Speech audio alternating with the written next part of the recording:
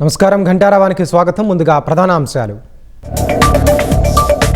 విద్యార్థులపై లాఠీ చార్జ్, విరాళాల చోరీపై చర్చకు విపక్షాల పట్టు.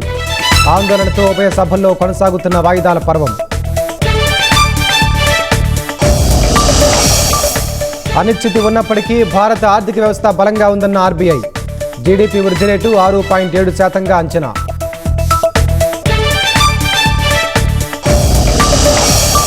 భావి విజేతలకు ఏపీ గమ్యస్థానమవుతుందన్న లోకేష్.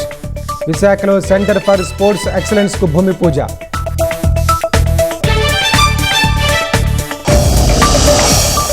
అమరావతి ఐకానిక్ భవనాలు అద్భుతమన్న మంత్రులు. ప్రతి ఒక్కరూ వచ్చి రాజధాని నిర్మాణాలు పరిశీలించాలని ఆహ్వానం.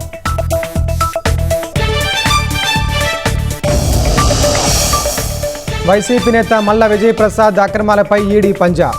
విశాఖ, హైదరాబాద్లోని ఇళ్లు, కార్యాలయాల్లో సోదాలు.